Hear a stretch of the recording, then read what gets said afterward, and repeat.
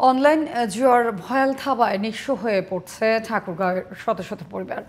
অন্তর্বর্তীকালীন সরকার ৬ মে অনলাইনে সব ধরনের জুয়া নিষিদ্ধ করলেও কমেনি জুয়ারির সংখ্যা।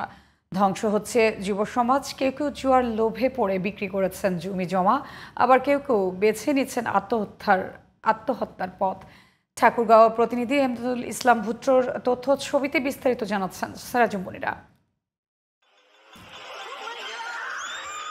অল্প পুঁজিতে কয়েক গুণ লাভ আর মুহূর্তেই বনে যাবেন লাখপতি।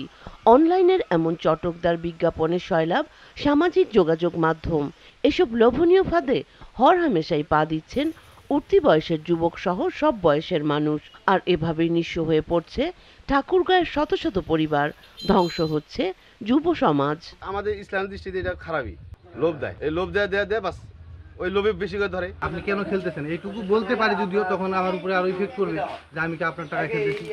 এমন বিজ্ঞাপনে দ্রুত টাকাওয়ালা হওয়ার ফাঁদে পা দিয়ে নিঃস্ব হয়েছে ঠাকুরগাঁও সদর উপজেলার আউলিয়াপুর গ্রামের তাপসের পরিবার। সহায় সম্পদ হারিয়ে কোনো রকমে বর্তমানে দিন কাটছে তাদের। তাপসের মতো অনলাইন বেটিংয়ে সব হারিয়ে কেউ হয়েছেন এলাকা ছাড়া, আবার কেউ কেউ বেছে নিয়েছেন আত্মহত্যার পথ। মেলা মেলা লোকের ধ্বংস হয়েছে। সেই ক্যাসিনোর ডিলার আউলিয়াপুরে বেশি। অনেকে নিঃস্ব হয়ে গেছে, কাজ কাম করে না।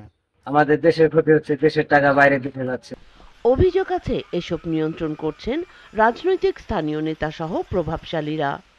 আমি বিভিন্নভাবে তথ্য নিয়ে দেখছি যে গোটা জেলাতে কিছু না কিছু ছেলেপেলেরা এটা করে। এদিকে কালক্ষেপণ না করে এসব ক্যাসিনো বন্ধে দ্রুত সরকারের পদক্ষেপ নেওয়ার দাবি স্থানীয়দের। এই ক্যাসিনোর জন্য আমি মনে করি সব ধরনের যুব সমাজ নষ্ট হয়ে যাচ্ছে। এই ক্যাসিনো খুব দ্রুত বন্ধ হওয়া উচিত। সরকারকে একটা পদক্ষেপ নেওয়া উচিত, বড় ধরনের পদক্ষেপ সরকার নিলে তাহলে এটা বন্ধ হবে, তাছাড়া বন্ধ হওয়া সম্ভব না। যারা চালায় এগুলা তাদেরকে যেন আইনের আওতায় নিয়ে আসে। তবে মাঠ পর্যায়ে প্রচারণার পাশাপাশি ক্যাসিনো বন্ধে প্রশাসন কাজ করছে বলে জানান পুলিশের এই কর্মকর্তা। এই বিষয়ে আমাদের স্পেশালি টিম কাজ করছে। আমরা সিআইডি সহ অন্যান্য যারা সংস্থা আছেন, যে সংস্থাগুলো সহযোগিতা নিয়ে আমরা কাজ করতে পারি, তাদের সাথে সমন্বয় করে কাজ করার চেষ্টা করছি। সচেতনতামূলক প্রচারণার পাশাপাশি প্রশাসনের হস্তক্ষেপে বেটিং সাইটের পিছনে থাকা রাঘব বোয়ালদের আইনের আওতায় এনে এসব জুয়া বন্ধের উদ্যোগ নেওয়া হবে, এমনটাই প্রত্যাশা সকলের। Sirajum Monira, GTV news.